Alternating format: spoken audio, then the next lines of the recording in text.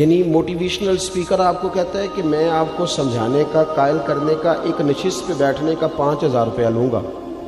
اور ہمارے اسٹوڈنٹ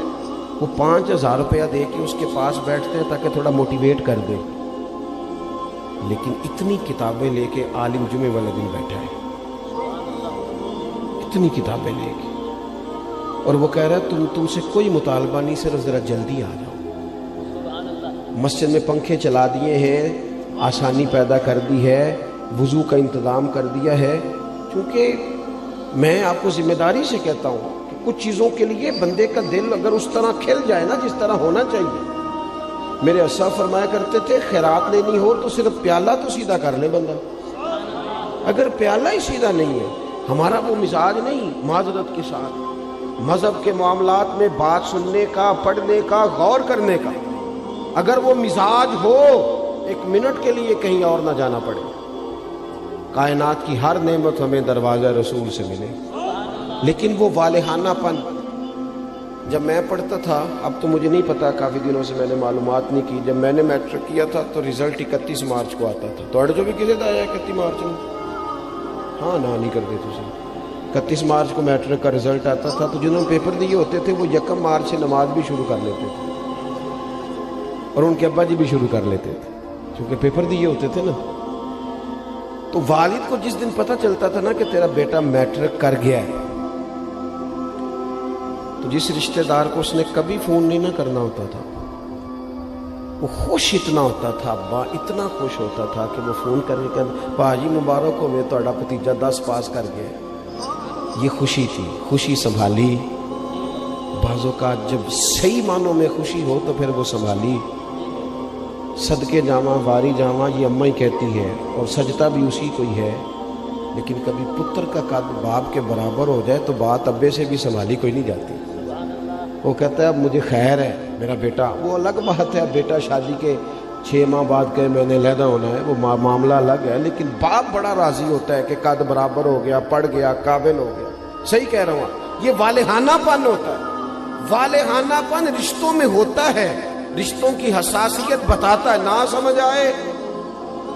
تو پھر حضرت انس بن مالک رضی اللہ تعالیٰ عنہ فرماتے ہیں مجھے وہ دن نہیں بھولتا جس دن اللہ کے رسول مکے سے ہجرت کر کے مدینہ طیبہ آئے تھے۔ کوئی حضور کی اونٹنی کے آگے، کوئی پیچھے، کوئی دائیں، کوئی بائیں، کوئی یا محمدہ یا رسول اللہ کا نعرہ لگاتا تھا۔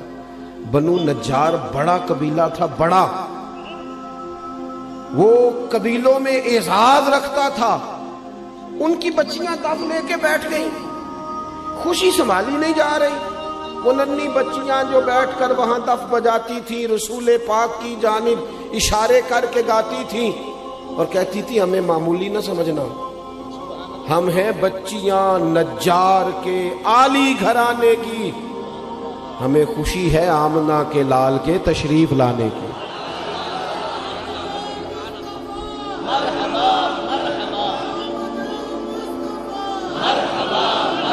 تھوڑا سا نا اس میں والہانہ پن پیدا کریں، بس والہانہ پن، کسی ایک چیز کو بھی میلاد میں رسم نہ بنائیں۔ ساڑی مسیح تے محفل نہ ہوئی تے بندے کی آکھن گے، یہ بات چھوڑ دیں، بندے نے آکھن لی محفل کرانی، یہ تو رب رسول کی رضا والا کام ہے، اور اس میں سے رسومات اور قیود بھی نکال دیں۔ اتنی مہنگی محفل کر دیا ہے، غریب آدمی ہاتھ ہی نہیں ڈال سکتا محفل کو، اتنی مہنگی، اتنے موٹے خرچے آنے والوں کے۔ جو یہاں آپ کے علاقے میں نعت پڑھتا ہے وہ بھی نبی پاک کی پڑھتا ہے۔ تھوڑا سا نا چیزوں، میں نے اس دفعہ پچھلے سال دوستوں سے کہا تھا کہ جڑا تسی شاپنا چ لنگر دیندے ہو نا، انہوں بھی پیر صاحب تے مولوی صاحب تے خطیب صاحب لنگر شریف ہی آندے نے، انشاءاللہ کھا لیں گے بھی، سب کا لنگر ایک جیسا پکایا کرو، بہت سارے غریب گھروں میں سارا سال نہیں گوشت پکتا، اگر زیادہ بوٹیاں ڈال کے میلاد شریف پہ بٹھا کے طریقے سے کھلاؤ گے نا کھانا، تو ہو سکتا ہے ماڑے بندے کے بچے اپنے باپ سے پوچھیں کہ ابا جی سان تے کدی انج نہیں لبا، یہ اج کی ہے، اس بھی رو کے آکھنا پتر رج کے کھاؤ، اج نہیں کوئی تانوں ڈکدا، اج میرے نبی پاک دا میلاد شریف، لیکن اس میں جذبات لے کے آئیں، احساسات لے کے آئیں، اس کا بھی وہ والا ماحول نہ بنائیں جن نے 2 لاکھ دیتا ہو مہمان خصوصی، سٹیج دی زینت بس کریں۔ حضور کی محفل میلاد کا مہمان خصوصی وہ ہے جو آ کے فجر کی اذان دیتا ہے، جو مسجد میں جھاڑو دیتا ہے، جو رسول اللہ کے دین کی نوکری کرتا ہے، نہ سمجھ آئے تو بخاری شریف سے اس خاتون کا واقعہ نکال کے دیکھو جو میرے نبی پاک کی مسجد میں جھاڑو دیتی تھی۔ صحابہ نے حضور کو تکلیف دینا پسند نہ کیا اور جنازہ پڑھ کے دفن کر دیا تو حضور قبر پہ آ کے کھڑے ہو گئے، اور ساری دنیا گنبد خضرا پہ، اور حضور کسی کی قبر پہ آ جائے۔ نبی کریم آ گئے قبر پہ کیونکہ یہ مسجد میں جھاڑو دیتی ہے، حضور قبر پہ کھڑے ہو گئے۔ ویسے تو دوسرا جنازہ جائز نہیں،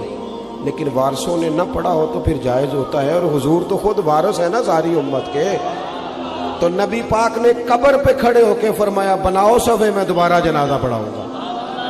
تھوڑا سا نا حقیقتوں کا سفر کریں۔ بڑی ہو گئی رسمی باتیں، بڑا کچھ ہو گیا، اب تھوڑا سا نا ہمیں اپنے مزاج میں دیکھو۔ حضور نے کہا تھا کسی صحابی سے کہ میرے ناک سے یا میرے منہ سے بلغم نکلے تو چہرے پہ مل لینا۔ ادب اور محبت اور والہانہ پن ہو تو انداز بھی آ ہی جاتے ہیں، انداز آ جاتے ہیں۔ حضور نے کہا تھا کسی سے کہ میرے وضو سے جسم سے جو پانی لگ کے گزرے تم چہروں پہ ملنا، کہا تھا۔ بلکہ آپ صحیح مسلم شریف دیکھیں، حضرت ابو ایوب انصاری رضی اللہ تعالیٰ عنہ فرماتے ہیں نبی کریم علیہ السلام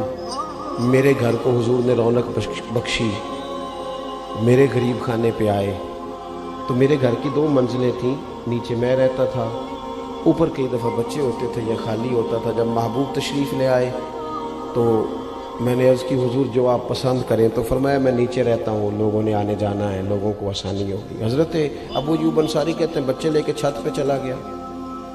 لیٹ گیا۔ رات کو میں اٹھا، اچانک آنکھ کھلی، چھت پہ چل رہا تھا تو میرے دل میں خیال آیا کہ ابو ایوب کہیں ایسا نہ ہو کہ جہاں تیرے پیر ہیں وہاں نیچے حضور آرام فرما ہو۔ خیال آیا، یعنی اگر حضور اس کو بطور ادب ان کے سامنے بیان کرتے تو محبوب فرماتے ادب یہ ہے کہ میں اوپر رہتا ہوں تو نیچے رہے، لیکن نبی پاک صلی اللہ تعالی علیہ وآلہ وسلم نے ایک اور انداز، صحابہ نے ایک اور انداز ہمیں حضور کی غلامی کا سکھایا کہ یہ حضور نے کہا نہیں۔ حضرت ابو ایوب کہتے ہیں مجھے وہ خیال آیا تو میں ایک کونے میں ساری رات کھڑا رہا، اور وہاں میں نے ساری رات بیٹھ کے گزار دی۔ صبح آ کے عرض کی یا رسول اللہ میرے بس کی بات نہیں ہے چھت پہ رہنا، جہاں نیچے آپ تشریف فرما ہو۔ محبوب نے یوں نظر اٹھا کے چہرہ دیکھا اور ان کی قلبی کیفیت اور ان کے باڈی لینگویج اور ان کا انداز کا اخلاص، فرمایا ٹھیک ہے تو بچے لے کے نیچے آ جا اور میں اوپر چلا جاتا ہوں۔ یہ صحابہ نے نا ہمیں حضور کے ساتھ والہانہ پن، ایک تو محبت کا والہانہ پن، ادب کا والہانہ پن، اور تیسری بات، اور اسی کے قریب جا کے میں نے بات سمیٹ دینی ہے، وہ نبی پاک کا حکم ماننے میں والہانہ پن رکھتے تھے۔ آج کل کسی دوست سے کہیں نا نماز پڑھو، وہ کہنا تسی دعا کرو میرے لیے، میں نماز پڑھا کراں، تو میں کہنا بینک تنخواہ آ جائے، کدی نہیں کسی دعا کرائی کہ دعا کر دیو میرا تنخواہ لین جان نو دل نہیں کرتا پیا، کرائی کبھی یہ ہنسنے کی باتیں نہیں ہے، اللہ معاف کرے۔ مسجد میں کیوں ہنسنا جی ہم نے؟ او بھائی کبھی دعا کرائی ہے کہ فلانے بندے سے پیسے لینے ہیں، وہ کہہ رہا ہے کہ پیسے لے جا کہ میرا جانے کو دل نہیں کر، کرائی ہے دعا کبھی؟ بولو نا، دل کرتا جانے کو، مسجد آنے کو کیوں نہیں کرتا؟ عجیب بات ہے نا کہ میری جی سویرے آنکھ نہیں کھلتی، میں دیکھتا ہوں نا جس کی صبح 4 بجے باہر کی فلائٹ ہو اس کی آنکھ کھلتی ہے کہ نہیں کھلتی۔ کس طرح کا مذاق ہم کرتے ہیں اپنے آپ کے ساتھ، اور ہر آدمی کا حکم مقدم ہے میرے تیرے لیے، اور جو نبی پاک نے حکم دیا ہے میں کسی غیر سے جا کے کہوں کہ چہرے پہ داڑھی رکھ، نبی پاک کی سنت ہے نا، تو حضور کے غلام سے کہنا ہے نا، اور حضور کا غلام کہہ رہا ہے میں ابھی نیک نہیں، میں کیسے رکھ لوں؟ یہ کس حدیث میں لکھا ہے کہ جو پورا نیک ہو وہ داڑھی رکھے گا؟ حلال حرام کے مسئلوں میں جو امت آج تک احتیاط نہ کرے، ہم پاک رسول کے ماننے والے، نبی پاک نے اپنے مقدس قدموں کی برکت سے اس امت کو پاکیزگی عطا فرمائی ہے، کیسے لقمہ حرام ہمارے منہ میں جا سکتا ہے؟ کس طرح بھلا؟ طبیعت کیسے گوارا کرتی؟ مجھے بتاؤ نا، آپ سے سوال پوچھتا ہوں، آپ کی توجہ ہے میری بات پر؟ گوشت پکا ہوا ہو نا بڑا بہترین بکرے کا اور مسالہ بھی مرضی کا ہو، بندہ 2-3 لقمے کھا لے اور مزہ بڑا آیا، تو پھر ایک بندے نے کہہ دیا کہ یہ نا صدقے کا ہے، آپ کے منہ میں اس کا ذائقہ بدل جاتا ہے۔ صحیح کہہ رہا ہوں؟ جس طرح آپ کے منہ میں، اور اگر کسی نے کہہ دیا یہ تو مردار ہے، ذبح ہی نہیں کیا گیا تھا، تو ہو سکتا ہے الٹی بھی آ جائے،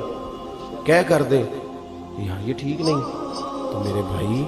جس طرح اس پر کہہ آتی ہے نا ایک لقمے پر کہ یہ حرام ہے، اس طرح تیرے پاس جب 50 لاکھ حرام کا آئے اس پر بھی کہہ آنی چاہیے، اس پر بھی تجھے الٹی آئے، تجھے گھن آئے۔ حضور نے اس طرح تزکیہ کیا، یتلو علیکم آیاتنا ویزکیکم، اس طرح تزکیہ کیا تھا کہ ان کے قریب کوئی شے ناجائز آ سکتی نہیں، سوال ہی پیدا نہیں ہوتا، ذہن سازی ہو گئی تھی۔ آج اور پھر آپ کو ایک بات اور عرض کروں، نبی کریم صلی اللہ تعالی علیہ وسلم نے چاند کے 2 ٹکڑے کیے، ڈوبا ہوا سورج موڑا، پتھروں درختوں نے حضور کا کلمہ پڑھا، لیکن یہ ساری شانیں حضور کی بعد میں معروف ہوئی ہیں۔ نبی پاک کی جو بات سب سے پہلے لوگوں کے پاس آئی تھی وہ تو صادق اور امین ہونا ہے۔ ہاں میٹھا کھانا بھی سنت ہے، لیکن سچ بولنا سب سے بڑی سنت ہے۔ مسواک کرنا بھی سنت ہے، لیکن دل صاف رکھنا سب سے بڑی سنت ہے۔ تو یہ کیا بات ہوئی، چند ظاہری چیزوں پر تو عمل ہو جائے اور اسی کو پورا دین سمجھ لیا جائے، لیکن جو نبی پاک علیہ الصلوۃ والسلام نے معرفت کا نور اور روشنی دی ہے اس پر توجہ نہیں، اور بات ماننے میں بہانے، ہیلے بہانے۔ میں نے دیکھا ہے سیانے بیانے بندے اور مسجد کے حجرے میں میٹنگ ہو رہی ہے، اور انہوں نے کئی مولویوں کی پگڑیاں بھی کھول دی ہیں کہ فلانا کوئی کام نہیں کرتا، فلانا پیر غلط ہے، ان کو ساری تبصرے آتے ہیں۔ نماز کا ٹائم آتا ہے تو ان میں سے بہت سارے لوگوں کو کام یاد آ جاتا ہے، کئی کہتے ہیں میں نے وہاں جا کے پڑھنی ہے۔ یہ کیا صرف لفظوں کا ہیر پھیر ہے؟ صرف ہم نے وہ، میں جاتا ہوں نا، اب تو خیر مشکل ہو گیا ہے زیادہ جانا،